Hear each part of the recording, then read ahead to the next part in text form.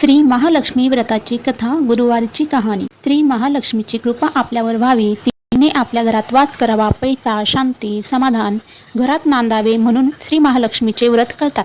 हे व्रत केल्याने मनातल्या सर्व इच्छा पूर्ण होतात. श्री महालक्ष्मीची अनेक नावे आहेत, जसे की पार्वती, सिंधुकन्या, महालक्ष्मी, लक्ष्मी, राजलक्ष्मी, गृहलक्ष्मी, सावित्री, राधिका, राजेश्वरी, चंद्रा, गिरिजा, पद्मा, मालती, सुशीला अशा विविध नावांनी श्री महालक्ष्मी ओळखली जाते.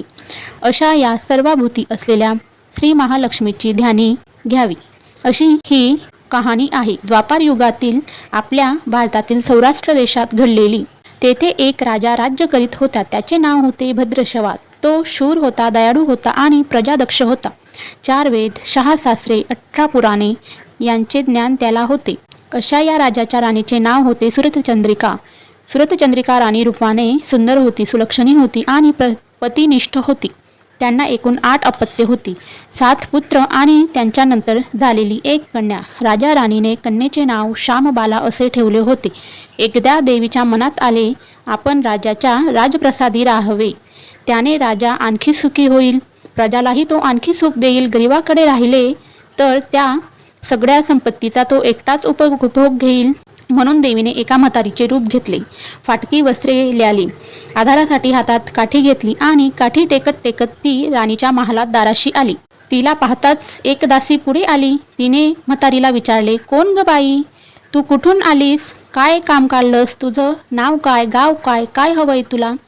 म्हातारीचे रूप घेतलेली श्री महालक्ष्मी म्हणाली, माझं नाव कमलाबाई, द्वारकेला राहते. मी तुझ्या राणीला भेटायला आले. कुठे आहे ती? दासी म्हणाली, राणी साहेब महालात आहेत. त्यांना सांगायला गेले तर त्या माझ्यावरच रागवतील. तुला त्या कशा भेटतील? तुझा अवतार पाहून तुला त्या हाकलूनच देतील. तू इथेच थोडा वेळ आडोशाला थांब. म्हातारीला राग आला. ती संतापून म्हणाली, तुझी राणी गेल्या जन्मी एका वैश्याची पत्नी होती. तो वैश्य फार गरीब होता. त्यावरून त्या दोघांची नेहमी भांडणी होत असे. नवरा तिला मारहाण करीत. त्या त्रासाला कंटाळून एक दिवस ती घर सोडून निघून गेली आणि जंगलात उपाशी तापाशी भटकू लागली. तिची अवस्था पाहून मला तिची दया आली. मी तिला ऐश्वर्य, सुख आणि संपत्ती देणाऱ्या श्री महालक्ष्मी व्रताची माहिती सांगितली. त्याप्रमाणे तिने ते व्रत केले. तिच्या व्रताने महालक्ष्मी प्रसन्न झाली.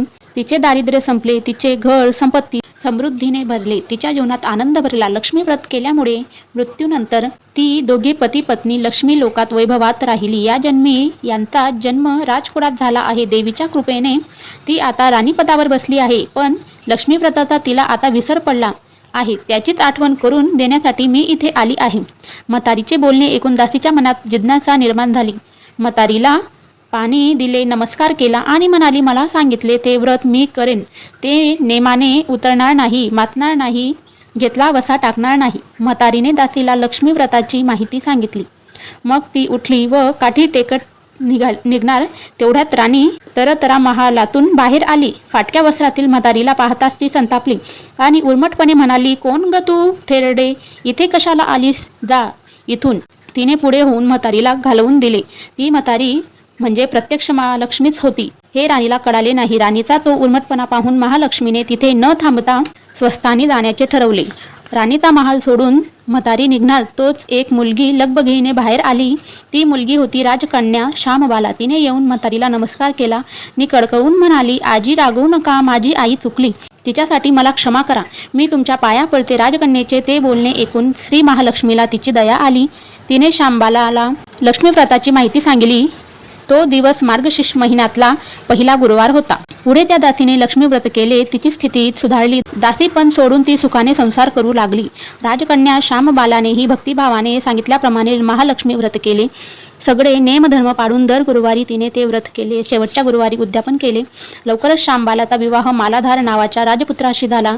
तिला राजवैभव मिळाले. लक्ष्मी व्रताच्या प्रभावाने संसार सुखात समाधानात चालू लागला. पण इकडे भद्रश्रवा व राणी चंद्रिका यांनी हळूहळू वाईट दिवस दिसायला लागले. त्यांचे राज्य गेले. सगळे वैभव ऐश्वर्य लयाला लागले. चंद्रिका राणी होती ती स्थिती आता बदलली. अन्न पाण्यालाही ती महाग झाली. भद्रश्रवाला फार वाईट वाटे. पण तो काय करणार? एक एक दिवस चिंतेने उगवत होता, तसाच मावळत होता. एक दिवस भद्रश्रवाला वाटले मुलीकडे जावे, तिला पाहावे आणि 4-8 दिवस तिच्याकडे राहावे. त्याप्रमाणे तो जावयाच्या राज्यात आला. चालून चालून तो खूप दमला होता, म्हणून थोडा वेळ विश्रांती घेण्यासाठी तो एका नदीच्या काठी बसला. राणीची दासी नदीवर येत होती. तिने भद्रशवाला ओळखले. दासी धावत महालात गेली. राजाला बातमी सांगितली. शामबालालाही ते समजले. शामबाला आणि मालाधराने रथ पाठवून भद्रशवाला मोठ्या मानसन्मानाने राजवाड्यात आणले आणि त्यांचा आदर सत्कार केला. काही दिवस जावयाच्या आणि मुलीच्या पाहुणचार घेत भद्रशवा राजवाड्यात राहिला.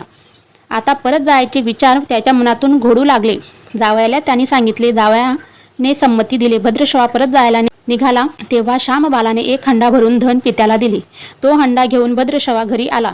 मुलीने धनाने भरलेला हंडा दिला आहे हे ऐकून सूरजचंद्रिकेचा आनंद गगनात मावेना. घाईघाईने ती हंड्यावरचे झाकण काढले. आत पाहते तर काय, हंड्यात धन नव्हतेच, फक्त होते तर कोळसे. महालक्ष्मीच्या अवकृपेने धनाचे कोळसे झाले. चंद्रिकेने कपाळावर हात मारून घेतला. भद्रशवा हा चमत्कार पाहून चकित झाला होता. दुःखाचे दिवस संपत नव्हते, दारिद्र्याचे भोग सुटत नव्हते. सूरजचंद्रिकाला एक एक दिवस काढताना जीव मेटाकुटीला येत होता. एक दिवस सूरजचंद्रिकेच्या मनातही लेकीच्या भेटीची इच्छा निर्माण झाली. त्याप्रमाणे त्या लेकीच्या घरी जाण्यासाठी निघाली. तो दिवस मार्गशीर्ष महिन्यातला शेवटचा गुरुवार होता. सूरजचंद्रिका लेकीच्या घरी पोहोचली तेव्हा शामबाला व्रताचे उद्यापन करीत होती. शामबालेनेही आईकडून महालक्ष्मी व्रत करवून घेतले. 4 दिवस मुलीकडे राहून सूरजचंद्रिका परत आपल्या गावात आली. लक्ष्मी व्रत केल्यामुळे काही दिवसातच त्यांना त्यांच्या पूर्वीचे वैभव परत मिळाले. राज्यप्राप्ती झाली. पुढे काही दिवसांनी आई-वडिलांना भेटण्यासाठी म्हणून शामबाला माहेरी आली. पण बाप भेटायला गेला असताना त्याला शामबालेने कोळसा भरलेला हंडा दिला होता, तरी पण आपल्याला मात्र काहीच दिलं नाही हा राग राणीच्या मनात होता. त्यामुळे शामबालेचे व्हावे तसे स्वागत कुणी केले नाही. राणीने एक प्रकारे तिचा अपमानच केला होता. पण शामबालेला राग आला नाही. ती पुन्हा आपल्या घरी जाण्यासाठी निघाली. निघताना तिने पूर्वी बापाला दिलेला हंडा परत घेतला. त्यात मीठ भरले व हंडा घेऊन ती आपल्या सासरी निघाली.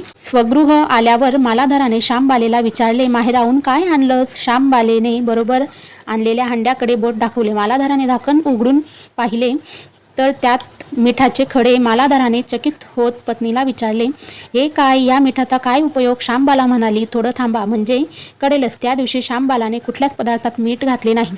सगळेच पदार्थ अळणी. मालाधार जेवायला बसल्यावर तिने त्याला सगळेच पदार्थ वाढले. सगळे जेवण त्याला अळणी लागले. मग शामबालाने पानात थोडं मीठ वाढले. अन्न पदार्थात ते मिसळतात ते बेचव अन्नाला चव आली. हा मिठाचा उपयोग शामबालाने पतीला म्हणाली. मालाधरालाही तिचे म्हणणे पटले. थोडक्यात जे कुणी महालक्ष्मी व्रत श्रद्धेने आणि मनोभावे करतील, लक्ष्मी प्रसन्न होऊन त्यांच्यावर तिची कृपा होईल. पण श्रीमंती आल्यावर सुद्धा माणसाने उतू नये, मातू नये. नित्यनियमाने श्री महालक्ष्मी व्रत करावे. देवीचे मनन चिंतन करावे, म्हणजे देवी सदैव तुमच्या पाठीशी उभी राहील, तुमची कामना पूर्ण करेल. श्री महालक्ष्मीची ही कहाणी गुरुवारची संपूर्ण. ओम महालक्ष्मी नमः. ओम शांती शांती शांती.